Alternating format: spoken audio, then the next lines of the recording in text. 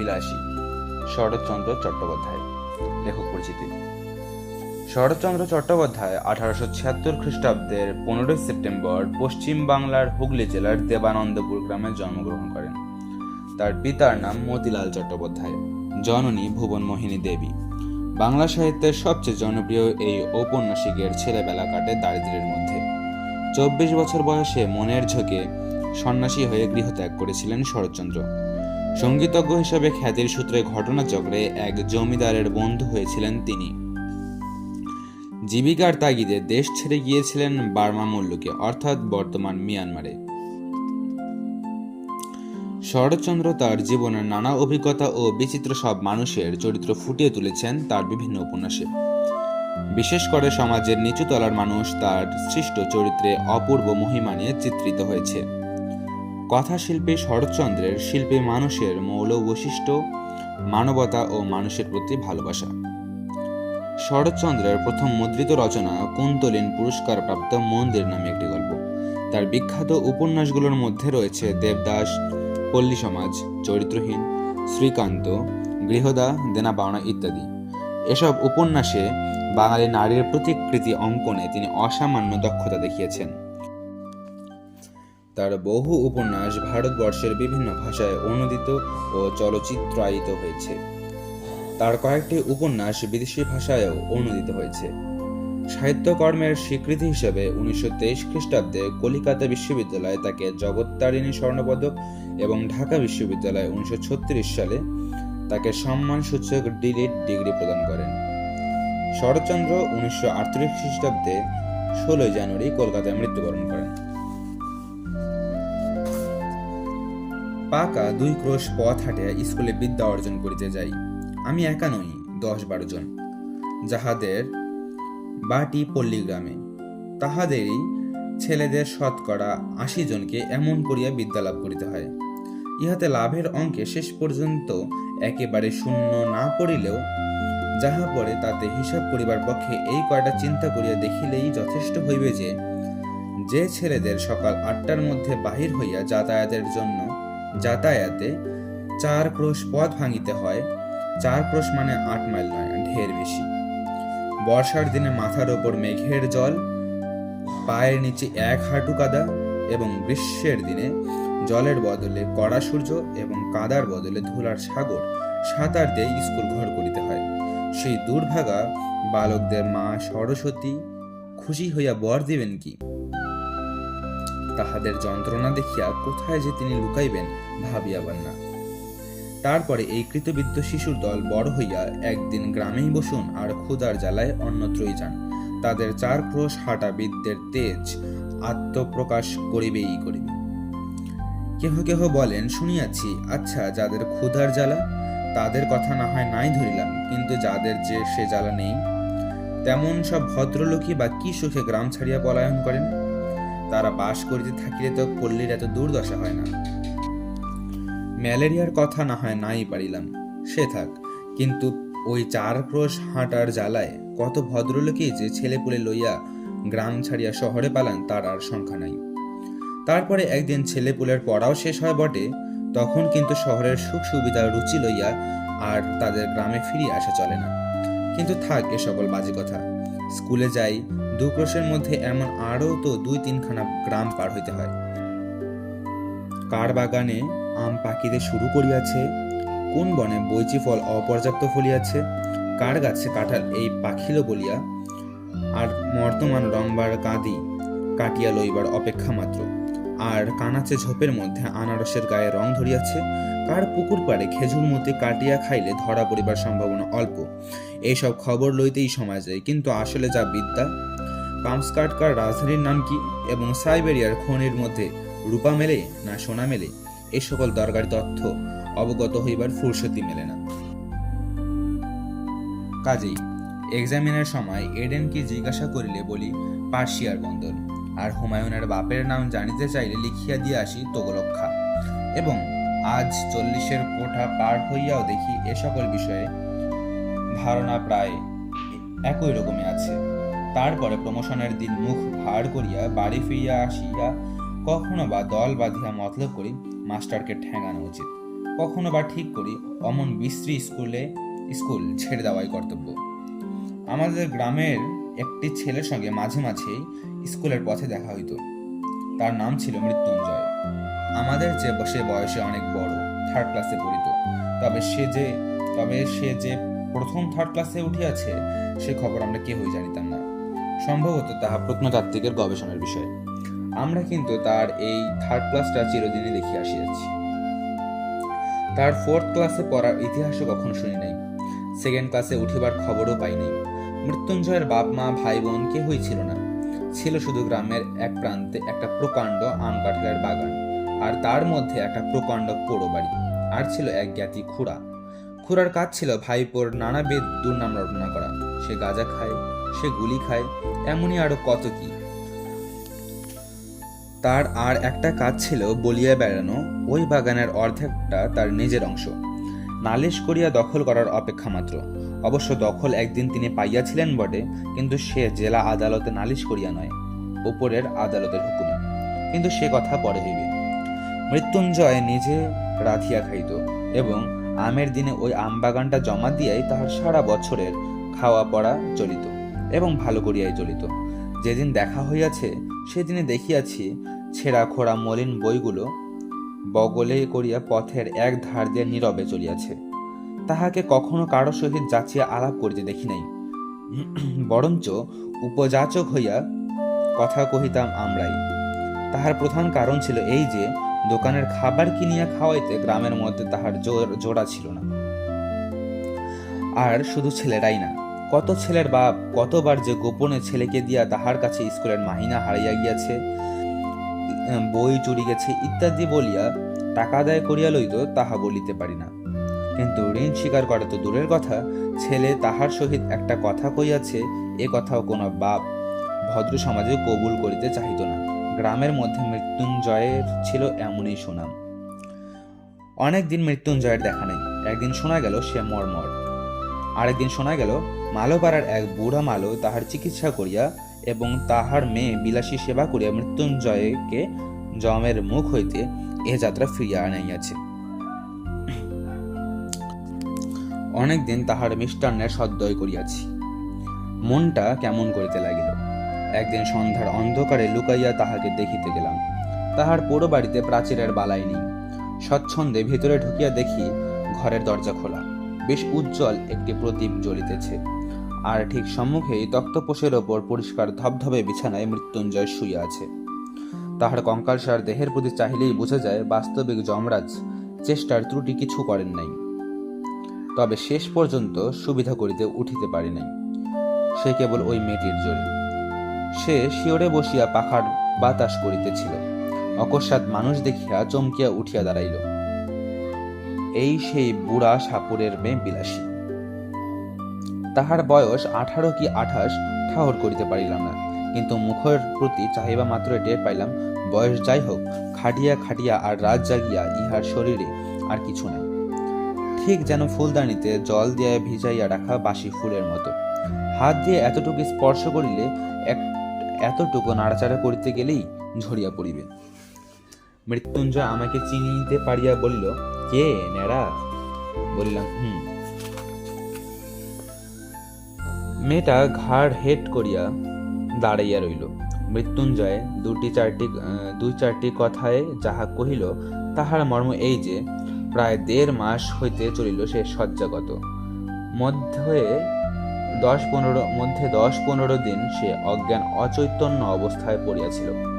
এই কয়েকদিন হইল সে লোক চিনিতে পারিতেছে, এবং যদি এখনো সে বিছানা ছাড়িয়া উঠিতে পারি নাই। কিন্তু আর ভয় নেই।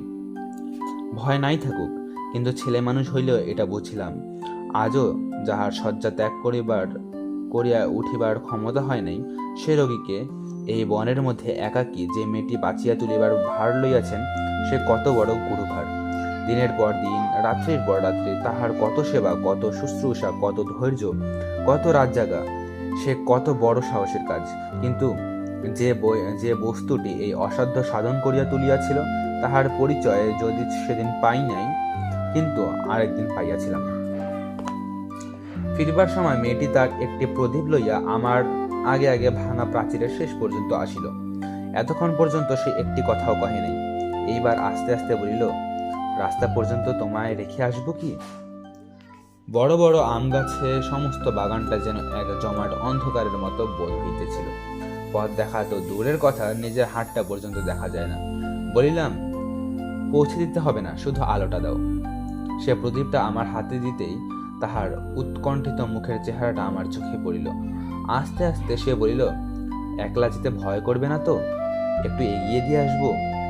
মেয়ে মানুষ জিজ্ঞাসা করে, ভয় করবে না তো? সুতরাং মনে যাই থাকুক, প্রত্যুত্তরে শুধু একটা না বলিয়াই অগ্রসর হইয়া গেলাম। সে পুনরায় কহিল, ঘন জঙ্গলের পথ, একটু দেখে পা ফেলে যেও। সর্বাঙ্গে কাটা দিয়া উঠিল, কিন্তু এতক্ষণে বুঝিলাম উদ্বেগটা তাহার কিসের জন্য এবং কেন সে আলো দেখাইয়া এই বনের পথ পার করিয়া দিতে চাইতেছিল। হয়তো সে নিষেধ শুনিত না, সঙ্গেই যাইত, কিন্তু পীড়িত মৃত্যুঞ্জয়কে একাকী ফেলে যাইতে বোধ করি তাহার শেষ পর্যন্ত মন সরিল না। 20-25 বিঘার বাগান, সুতরাং পথটা কম নয়। এই দারুণ অন্ধকারের মধ্যে প্রত্যেক পদক্ষেপে বোধ করে ভয়ে ভয়ে করিতে হইত। কিন্তু পরক্ষণেই মেয়েটির কথাতেই সমস্ত মন এমনই আচ্ছন্ন হইয়া রইল যে ভয় পাইবার আর সময় পাইলাম না। কেবল মনে হইতে লাগিল, একটা মৃতকল্প রোগী লইয়া থাকা কত কঠিন। মৃত্যুঞ্জয় তো যে কোনো মুহূর্তেই মরিতে পারত। তখন সমস্ত রাত্রি এই বনের মধ্যে মেয়েটি একাকী কি করিত? কেমন করিয়া তাহার সে রাতটা কাটিত? এই প্রসঙ্গে কয়েকদিন পরের একটা কথা আমার মনে পড়ে। এক আত্মীয়ের মৃত্যুকালে আমি উপস্থিত ছিলাম। অন্ধকার রাত্রি, বাটিতে ছেলে পুলে চাকর বাকর নাই। ঘরের মধ্যে শুধু তার সদ্য বিধবা স্ত্রী আর আমি। তার স্ত্রী তো শোকের আবেগে দাপাদাপি করিয়া এমন কাণ্ড করিয়া তুলিলেন যে ভয় হইল তাহারও প্রাণটি বুঝি বাইর হইয়া যায়। বা কাঁদিয়া কাঁদিয়া বারবার আমাকে প্রশ্ন করিতে লাগিলেন, তিনি স্বেচ্ছায় যখন সহমরণে যাইতে চাইতেছিলেন তখন সরকারের কি?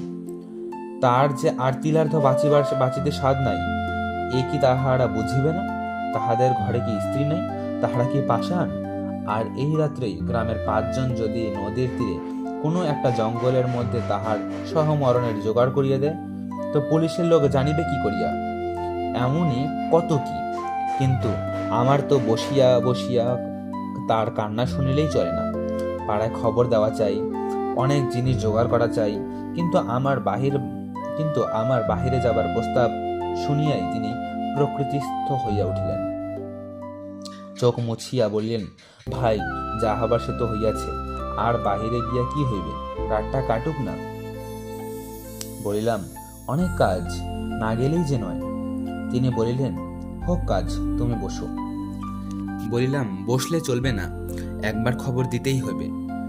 বলিয়া পা বাড়াইবা মাত্রই তিনি চিৎকার করিয়া উঠিলেন, ওরে বাপরে, আমি একলা থাকতে পারবো না। কাজেই আবার বসিয়া পড়িতে হইল।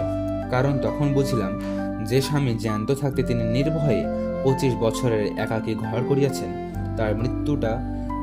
তার মৃত্যুটা যদি বা সহে, তার মৃতদেহটা এই অন্ধকারে রাত্রে 5 মিনিটের জন্যও সহিবে না।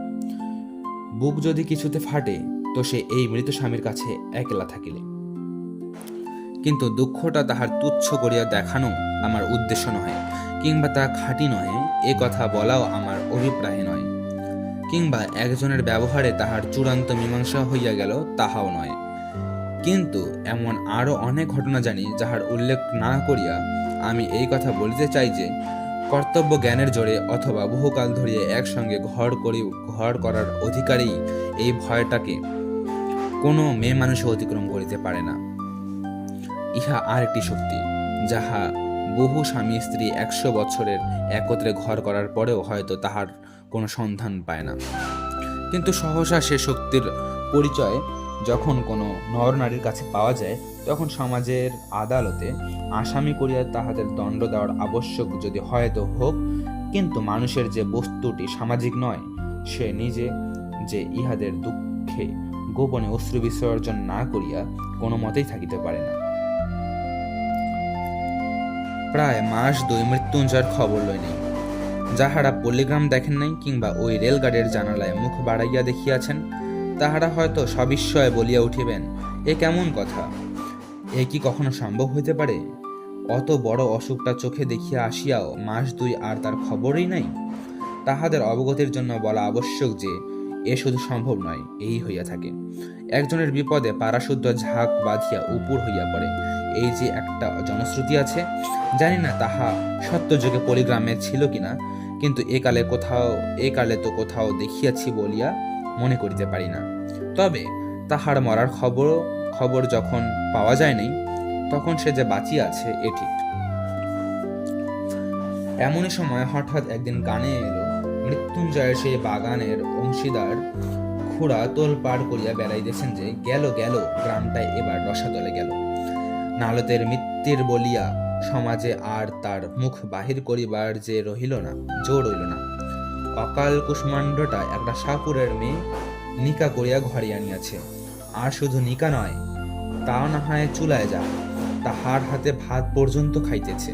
গ্রামে যদি ইহার শাসন না থাকে তো বনে গিয়া বাস করলেই তো হয়। করলা হরিপুর সমাজ এ কথা শুনিলে যে ইত্যাদি ইত্যাদি। তখন ছেলে বুড়ো সকলেরই মুখে ওই এক কথা, এ হইল কি, কলি কি সত্যি উল্টাইতে বসিল? খুড়া বলিয়া বেড়াইতে লাগিলেন, এ যে ঘটিবে তিনি অনেক আগেই জানিতেন। তিনি শুধু তামাশা দেখিতেছিলেন, কোথাকার জল কোথায় গিয়া পড়ে। নইলে পর নয়, প্রতিবেশী নয়, আপনার ভাইপো। তিনি কি বাড়ি লইয়া যাইতে পারিতেন না? তাহার কি ডাক্তার বৈদ্য দেখাইবার ক্ষমতা ছিল না? তবে কেন যে করেন নাই এখন দেখুন সবাই।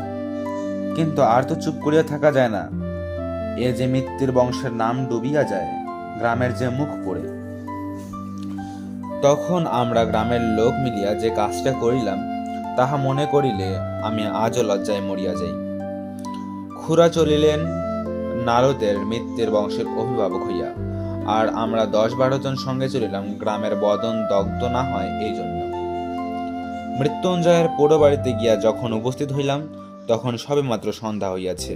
মেয়েটি ভাঙা বারান্দায় একধারে রুটি গড়িতেছে। অকস্মাৎ লাঠিসোঁটা হাতে এতগুলো লোককে উঠানের ওপর দেখিয়া ভয় নীলবর্ণ হইয়া গেল। খুড়া ঘরের মধ্যে উকি মারিয়া দেখলেন মৃত্যুঞ্জয় শুইয়া আছে। চট করে শিকলটা টানিয়া দিয়া সেই ভয়ে মৃতপ্রায় মেয়েটি সম্ভাষণ শুরু করিলেন। বলা বাহুল্য, জগতের কোনো খুড়া কোনো কালে বোধ করি ভাইপোর স্ত্রীকে ওরূপ সম্ভাষণ করে নাই। সে এমনি যে মেয়েটি হীন সাপুরের মেয়ে হইয়াও তাহা সহিতে পারিল না। চোখ তুলিয়া বলিল, বাবা আমারে বাবুর সাথে নিকা দিয়েছে জানো। খুড়া বলিলেন, তবে রে, ইত্যাদি ইত্যাদি, এবং সঙ্গে সঙ্গেই 10-12 জন বীর দর্পে হুঙ্কার দিয়া তাহার ঘাড়ে পড়িল। কেহ ধরিল চুলের মুঠি, কেহ ধরিল কান, কেহ ধরিল হাত দুটো, এবং যাহাদের সে সুযোগ ঘটিল না তাহারাও নিশ্চেষ্ট হইয়া রহিল না। কারণ সংগ্রামস্থলে আমরা কাপুরুষের ন্যায় চুপ করিয়া থাকিতে পারি, আমাদের বিরুদ্ধে এত বড় দুর্নাম রটনা করিতে বোধ করি নারায়ণের কর্তৃপক্ষেরও চক্ষু লজ্জা হইবে। এইখানে একটা অবান্তর কথা বলিয়া রাখি। শুনিয়াছি নাকি বিলাত প্রভৃতি শ্লেচ্ছ দেশে পুরুষদের মধ্যে একটা কুসংস্কার আছে, স্ত্রীলোক দুর্বল এবং নিরুপায় বলিয়া তাহার গায়ে হাত তুলিতে নাই। এ আবার একটা কি কথা? সনাতন হিন্দু এ কুসংস্কার মানে না। আমরা বলি, যাহারই গায়ে জোর নাই তাহারই গায়ে হাত তুলিতে পারা যায়, তা সে নরনারী যাই হোক না কেন। মেয়েটি প্রথমেই সেই যা একবার আর্তনাদ করিয়া উঠিয়াছিল তারপর একেবারে চুপ করিয়া গেল। কিন্তু আমরা যখন তাহাকে গ্রামের বাহিরে রাখিয়া আসিবার জন্য হিচড়াইয়া লইয়া চলিলাম, তখন মিনতি করিয়া বলিতে লাগিল, বাবুরা আমাকে একটিবার ছেড়ে দাও, আমি রুটিগুলো ঘরে দিয়ে আসি, বাহিরে শিয়াল কুকুরে খেয়ে যাবে, রোগা মানুষ সমস্ত রাত খেতে পাবে না। মৃত্যুঞ্জয় রুদ্ধ ঘরের মধ্যে পাগলের মতো মাথা কুটিতে লাগিল, দ্বারে পদাঘাত করিতে লাগিল এবং শ্রাব্য অশ্রাব্য বহুবিধ ভাষা প্রয়োগ করিতে লাগিল।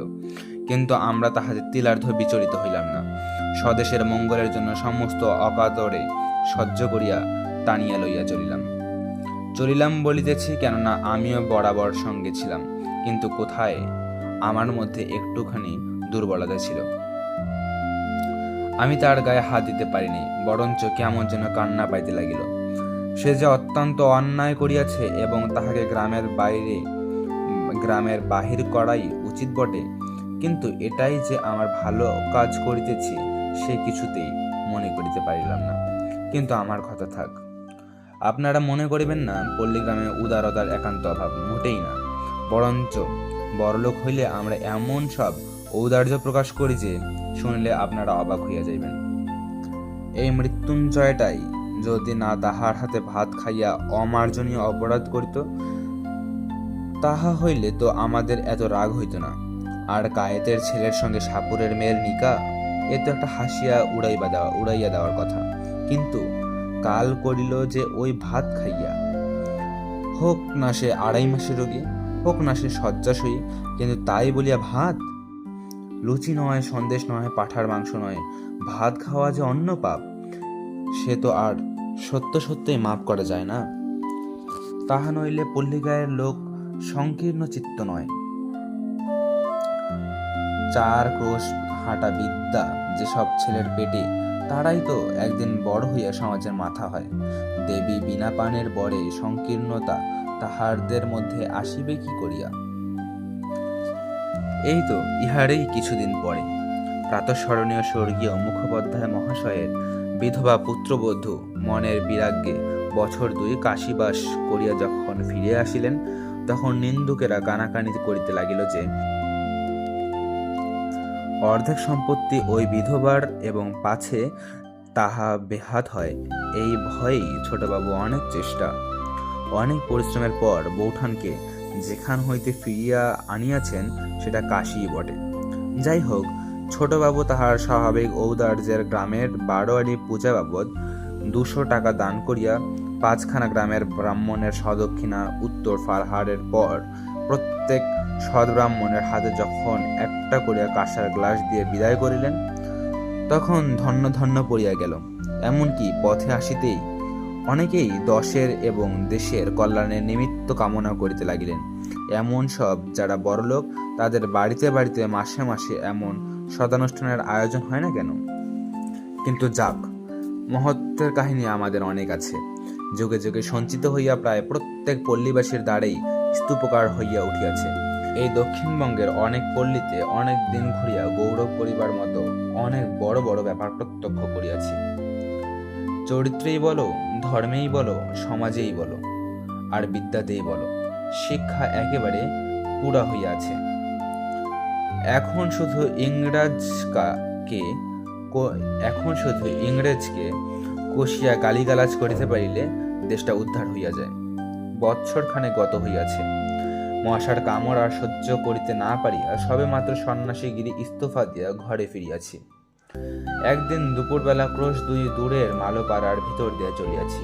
হঠাৎ দেখি একটা কুটিরের দ্বারে বসিয়া মৃত্যুঞ্জয়, তাহার মাথায় গেরুয়া পাগড়ি, বড় বড় দাড়ি চুল, গলায় রুদ্রাক্ষ ও পুতির মালা। কে বলিবে এ আমাদের সেই মৃত্যুঞ্জয়? কায়স্থের ছেলে 1 বছরের মধ্যেই জাত দিয়ে একেবারে পুরাদুস্তুর সাপুরি হইয়া উঠিয়াছে। মানুষ কত শীঘ্র যে তাহার 14 পুরুষের জাতটা বিসর্জন দিয়া আর একটা জাত হইয়া উঠিতে পারে, সে এক আশ্চর্য ব্যাপার। ব্রাহ্মণের ছেলে ম্যাথরানী বিবাহ করিয়া ম্যাথর হইয়া গেছে এবং তাহাদের ব্যবসা অবলম্বন করিয়াছে, এ বোধ করি আপনারা সবাই শুনিয়াছেন। আমি সদব্রাহ্মণের ছেলেকে এন্ট্রান্স পাশ করিবার পরেও ডোমের মেয়ে বিবাহ করিয়া ডোম হইতে দেখিয়াছি। এখন সে ধুচুনি কুলো বুনিয়া বিক্রয় করে, শুয়ার চড়ায়। ভালো কায়স্থ সন্তানকে কসাইয়ের মেয়ে বিবাহ করিয়া কসাই হইয়া যাইতে দেখিয়াছি। আজ সে স্বহস্তে গরু কাটিয়া বিক্রয় করে। তাহাকে দেখিয়া কাহার সাধ্য বলে কোনো কালেই সে যে কসাই ভিন্ন আর কিছু ছিল? কিন্তু সকলেরই ওই একই হেতু।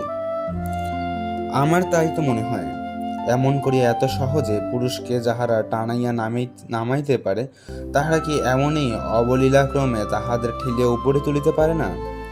যে পল্লীগ্রামে পুরুষদের সুখ্যাতিতে আজ পঞ্চমুখ হইয়া উঠিয়াছে, গৌরবটা কি শুধু একা তাদেরই? শুধু নিজেদের জোরেই এত দ্রুত নিচের দিকে নামিয়া চলিয়াছে। অন্দরের দিক হইতে কি এতটুকু উৎসাহ, এতটুকু সাহায্য আসে না? কিন্তু যাক, ঝোঁকের মাথায় হয়তো বা অনধিকার চর্চা করিয়া বসিব, কিন্তু আমার মুশকিল হইয়া গেছে। আমি কোনো মতো ভুলিতে পারি না দেশের 90 জন নরনারী ওই পল্লীগ্রামেরই মানুষ, এবং সেই জন্য কিছু একটা আমাদের করা চাই। যাক, বলিতেছিলাম যে দেখিয়া কে বলিবে এই সেই মৃত্যুঞ্জয়, কিন্তু আমাকে সে ক্ষতির করিয়া বসাইল। বিলাসী পুকুরে জল আনিতে গিয়েছিল, আমাকে দেখিয়া সেও ভারী খুশি হইয়া বারবার বলিতে লাগিল, তুমি না গাইলে যে রাত্রিরে আমাকে তারা মেরেই ফেলতো। আমার জন্য না জানি কত মার তুমি খেয়েছিলে। কথায় কথায় শুনিলাম পরদিনই তাহারা এখানে উঠিয়া আসিয়া ক্রমশ ঘর বাঁধিয়া বসবাস করিতেছে, এবং তারা সুখে আছে। সুখে যে আছে এ কথা আমাকে বলার প্রয়োজন ছিল না, শুধু তাহাদের মুখের পানে চাহিয়াই আমি তা বুঝিয়াছিলাম। তাহা শুনিলাম আজ কোথায় নাকি তাহাদের সাপ ধরার বায়না আছে, এবং তাহারা প্রস্তুত হইয়াছে। আমিও অমনি সঙ্গে যাইবার জন্য লাফাইয়া উঠিলাম। ছেলেবেলা হইতেই দুটো জিনিসের ওপর আমার প্রবল শখ ছিল। একটা ছিল গোখরা সাপ ধরিয়া পোষা, আর ছিল মন্ত্রসিদ্ধ হওয়া। সিদ্ধা হওয়ার উপায় তখনও খুঁজিয়া বাহির করিতে পারি নাই, কিন্তু মৃত্যুঞ্জয়কে ওস্তাদ লাভ করিবার আশায় আনন্দে উৎফুল্ল হইয়া উঠিলাম। সে তাহার নামজাদা শ্বশুরের শিষ্য, সুতরাং মস্ত লোক। আমার ভাগ্য যে অকস্মাৎ এমন প্রসন্ন হইয়া উঠিবে তাহা কে ভাবিতে পারিত? কিন্তু শক্ত কাজ এবং ভয়ের কারণ আছে বলিয়া প্রথমে তাহারা উভয়েই আপত্তি করিল, কিন্তু আমি এমনই নাছরবান্দা হইয়া উঠিলাম যে মাসখানেকের মধ্যে আমাকে সাগরে করিতে মৃত্যুঞ্জয় পথ পাইল না। সাপ ধরার মন্ত্র এবং হিসাব শিখাইয়া দিল, এবং কবজিতে ওষুধ সমেত মাদুলি বাঁধিয়া দিয়া দস্তুর মতো সাপুরি বানাইয়া তুলিল। মন্ত্রটা কি জানেন? তার শেষটা আমার মনে আছে। ওরে কেউটে তুই মনসার বাহন, মনসা দেবী আমার মা, ওলট পালট পাতাল ফোর, ঢোরার বিষ তুই নে, তোর বিষ ঢোরারে দে, দুধরাজ মনিরাজ, কার আজ্ঞা বিশুহরির আজ্ঞা। ইহার মানে যে কি তাহা আমি জানি না, কারণ যিনি এই মন্ত্রের দ্রষ্টা ঋষি ছিলেন নিশ্চয়ই কেহ না কেহ ছিলেন, তাহার সাক্ষাৎ কখনো পায়নি। অবশেষে একদিন এই মন্ত্রের সত্য মিথ্যার চরম মীমাংসা হইয়া গেল বটে, কিন্তু যতদিন না হইল ততদিন সাপ ধরার জন্য চতুর্দিকে প্রসিদ্ধ হইয়া গেলাম। সবাই বলা বলি করিতে লাগিল, হ্যাঁ, ন্যাড়া একজন গুণী লোক বটে। সন্ন্যাসী অবস্থায় কামাখ্যায় গিয়া সিদ্ধ হইয়া আসিয়াছে। এতটুকু বয়সের মধ্যে এত বড় ওস্তাদ হইয়া অহংকারে আমার মাটিতে পা পড়ে না, এমনই জো হইল। বিশ্বাস করিল না শুধু দুইজন, আমার গুরু যে, সে তো ভালো মন্দ কোনো কথাই বলিত না, কিন্তু বিলাসী মাঝে মাঝে মুখ টিপিয়া হাসিয়া বলিত, ঠাকুর, এসব ভয়ঙ্কর জানোয়ার, একটু সাবধানে নড়াচড়া করো। বস্তুত বিষ দাঁত ভাঙা, সাপের মুখ হইতে বিষ বাহির করা প্রভৃতি কাজগুলো এমনই অবহেলার সহিত করিতে শুরু করিয়াছিলাম যে সেসব মনে পড়লে আমার আজও গা কাঁপে। আসল কথা হইতেছে, এই সাপ ধরাও কঠিন নয়, এবং ধরা সাপ 2-4 দিন হাড়িতে পুষিয়া রাখার পরে তাহার বিষ দাঁত ভাঙাই হোক আর নাই হোক, কিছুতেই কামড়াতে চাহে না। চক্র তুলিয়া কামড়াইবার ভান করে, ভয় দেখায়, কিন্তু কামড়ায় না। মাঝে মাঝে আমাদের গুরু শিষ্যের সহিত বিলাসী তর্ক করিত। সাপুরদের সবচেয়ে ভালো লাভের ব্যবসা শিকড় বিক্রি করা, যা দেখাইবা মাত্র সাপ পালাইতে পথ পায় না। কিন্তু তার পূর্বে সামান্য একটু কাজ করিতে হইত। যে সাপটা শিকড় দেখিয়া পালাইবে তাহার মুখে একটা লোহার শিক পুড়াইয়া বার কয়েক ছেঁকা দিতে হয়। তারপর তাহাকে শিকড়েই দেখানো হোক বা একটা কাঠেই দেখানো হোক, সে কোথায় পালাইবে তা ভাবিয়া পায় না। এই কাজটার বিরুদ্ধে বিলাসী ভয়ানক আপত্তি করিয়া মৃত্যুঞ্জয়কে বলিত, দেখো, এমন করে মানুষ ঠকায় না। মৃত্যুঞ্জয় কহিত, সবাই করে, এতে দোষ কি? বিলাসী বলিত, করুক গে সবাই, আমাদের তো খাবার ভাবনা নেই, আমরা কেন মিছিমিছি লোক ঠকাইতে যাই? আর একটা জিনিস আমি বারবার লক্ষ্য করিয়াছি, সাপ ধরার বায়না আসিলেই বিলাসী নানা প্রকার বাধা দিবার চেষ্টা করিত। আজ শনিবার, আজ মঙ্গলবার, এমনই কত কি। মৃত্যুঞ্জয় উপস্থিত না থাকিলে সে তো একেবারেই ভাগাইয়া দিত, কিন্তু উপস্থিত থাকিলে মৃত্যুঞ্জয় নগদ টাকার লোভ সামলাইতে পারিত না। আর আমার তো একরকম নেশার মতো হইয়া দাঁড়াইয়াছিল। নানা প্রকারে তাহাকে উত্তেজিত করিতে চেষ্টার ত্রুটি করিতাম না। বস্তুত ইহার মধ্যে মজা ছাড়া ভয় যে কোথায় ছিল এ আমাদের মনে স্থান পাইত না। কিন্তু এই পাপের দণ্ড আমাকে একদিন ভালো করিয়াই দিতে হইল। সেদিন ক্রোশ দেড়েক দূরে এক গোয়ালার বাড়িতে সাপ ধরিতে গিয়াছি। বিলাসী বরাবরই সঙ্গে যাইত, আজও সঙ্গে ছিল। মেটে ঘরের মেঝে খানিকটা খুঁড়িতেই একটা গর্তের চিহ্ন পাওয়া গেল। আমরা কেহই লক্ষ্য করি নাই, কিন্তু বিলাসী সাপুরের মেয়ে। সে হেট হইয়া কয়েক টুকরা কাগজ তুলিয়া লইয়া আমাকে বলিল, ঠাকুর, একটু সাবধানে খুঁড়ো, সাপ একটা নয়, এক জোড়া তো আছে বটেই, হয়তোবা বেশিও থাকতে পারে। মৃত্যুঞ্জয় বলিল, এরা যে বলে একটাই এসে ঢুকেছে, একটাই দেখতে পাওয়া গেছে। বিলাসী কাগজ দেখাইয়া কহিল, দেখছো না, বাসা করেছিল। মৃত্যুঞ্জয় কহিল, কাগজ তো ইঁদুরেও আনতে পারে। বিলাসী কহিল, দুই হতে পারে, কিন্তু দুটো আছে আমি বলছি। বাস্তবিক বিলাসীর কথায় ফলিল, এবং মর্মান্তিকভাবে সেদিন ফলিল।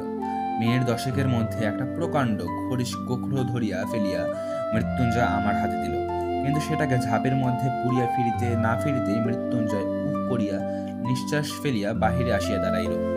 তাহার হাতের উল্টা পিঠ দিয়ে ঝরঝর করিয়া রক্ত পড়িতেছিল। প্রথমটা যেন সবাই হতবুদ্ধি হইয়া গেলাম, কারণ সাপ ধরিতে গেলে সে পালাইবার জন্য ব্যাকুল না হইয়া বরঞ্চ গর্ত হইতে এক হাত মুখ বাহির করিয়া দংশন করে, এমন অভাবনীয় ব্যাপার জীবনে এই একটিবার দেখিয়াছি। পরক্ষণে বিলাসী চিৎকার করিয়া ছুটিয়া গিয়া আঁচল দিয়া তাহার হাতটা বাঁধিয়া ফেলিল, এবং যত রকমের শিকড় বাকড় সে সঙ্গে আনিয়াছিল সমস্তই তাহাকে চিবাইতে দিল। মৃত্যুঞ্জয়ের নিজের বাদুলি তো ছিলই, তাহার উপরে আমার মাদুলিটাও খুলিয়া তাহার হাতে বাঁধিয়া দিলাম। আশা বিষ ইহার ঊর্ধ্বে আর উঠিবে না, বরং সে বিষহরের আজ্ঞা মন্ত্রটা সতেজে বারংবার আবৃত্তি করিতে লাগিলাম। চতুর্দিকে ভিড় জমিয়া গেল, এবং এ অঞ্চলের মধ্যে যেখানে যত গুণী ব্যক্তি আছেন সকলকে খবর দিবার জন্য দিকে দিকে লোক ছুটিল। বিলাসীর বাপকে সংবাদ দিবার জন্য লোক গেল।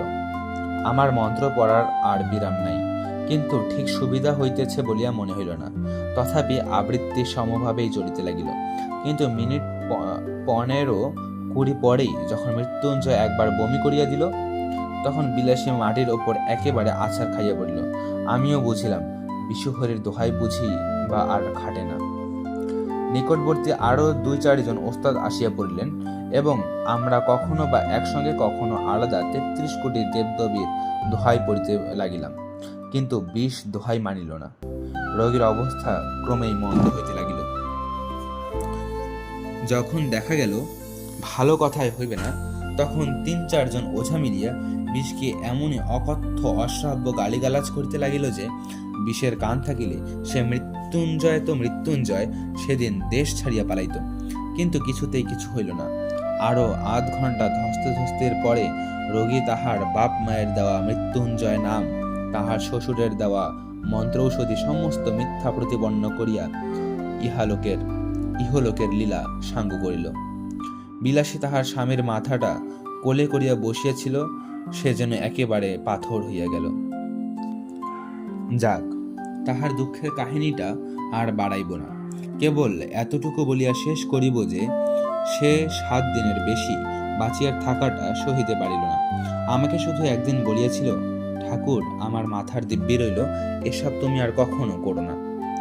আমার মাদুলি কবচ তো মৃত্যুঞ্জয়ের সঙ্গে কবরে গিয়াছিল, ছিল শুধু বিষহরীর আজ্ঞা, কিন্তু সে আজ্ঞা যে ম্যাজিস্ট্রেটের আজ্ঞা নহে, এবং সাপের বিষ যে বাঙালির বিষ নহে, তাহা আমিও বুঝিয়াছিলাম।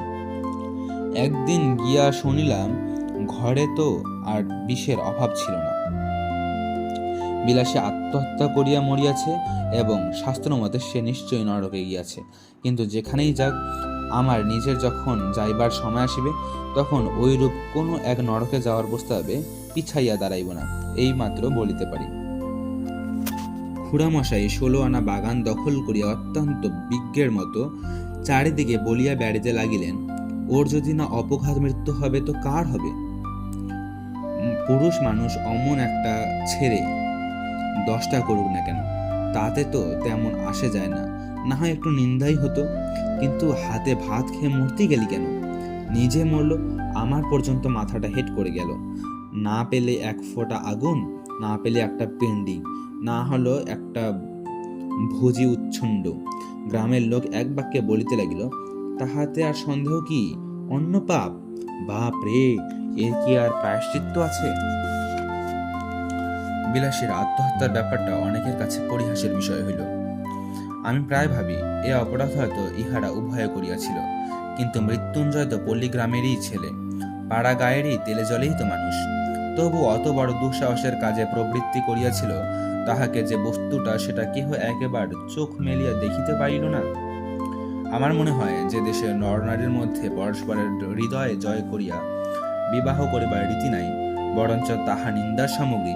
যে দেশে নরনারীর আশা করিবার সৌভাগ্য, আকাঙ্ক্ষা করিবার ভয়ঙ্কর আনন্দ হইতে চিরদিনের জন্য বঞ্চিত, যাহাদের জয়ের গর্ব, পরাজয়ের ব্যথা কোনোটাই জীবনে একটিবারও বহন করিতে হয় না, যাহাদের ভুল করিবার দুঃখ আর ভুল না করিবার আত্মপ্রসাদ কিছুরই বালাই নেই, যাহাদের প্রাচীন এবং বহুদর্শী বিজ্ঞ সমাজ সর্বপ্রকারের হাঙ্গামা হইতে অত্যন্ত সাবধানে দেশের লোককে তফাত করিয়া আজীবন কেবল ভালোটি হইয়া থাকিবারই ব্যবস্থা করিয়া দিয়াছেন, তাই বিবাহ ব্যাপারটা যাহাদের শুধু নিছক কন্ট্রাক্ট, তা সে যতই কেননা বৈদিক মন্ত্র দিয়ে ডকুমেন্ট পাকা করা হোক, সে দেশের লোকের সাধ্যই নাই মৃত্যুঞ্জয়ের অন্য পাপের কারণ বোঝে।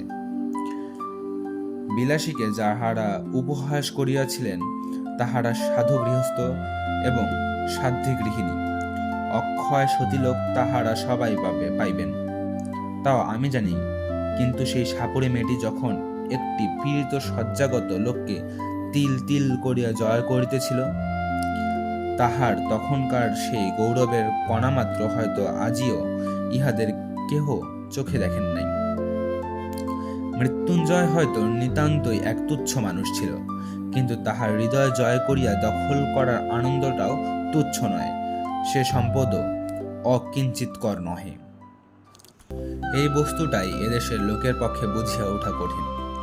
আমি ভূদেববাবুর পারিবারিক প্রবন্ধেরও দোষ দিব না, এবং শাস্ত্রীয় তথা সামাজিক বিধি ব্যবস্থারও নিন্দা করিব না। করিলেও মুখের ওপর কড়া জবাব দিয়া যাহারা বলিবেন, এই হিন্দু সমাজ তাহার নির্ভুল বিধি ব্যবস্থার জোরেই অত শতাব্দীর অতগুলো বিপ্লবের মধ্যে বাঁচিয়া আছে, আমি তাহাদেরও অতিশয় ভক্তি করি। প্রত্যুত্তরে আমি কখনোই বলিব না টিকিয়া থাকাই চরম সার্থকতা নহে, এবং অতিকায় হস্তি লোপ পাইয়াছে, কিন্তু তেলা পোকা টিকিয়া আছে। আমি শুধু এই বলিব যে বড়লোকের নন্দগোপালটির মতো দিবারাত্রি চোখে চোখে এবং কোলে কোলে রাখিলে যে সে বেষ্টি থাকবে, তাহাতে কোনো সন্দেহ নাই। কিন্তু একবার তেলাপোকাটির মতো বাঁচিয়া রাখিবার চেয়ে এক আধবার কোলে হইতে নামাইয়া আরো 5 জন মানুষের মতো 2-1 পা হাঁটিতে দিলেই প্রায়শ্চিত্ত করার মতো পাপ হয় না।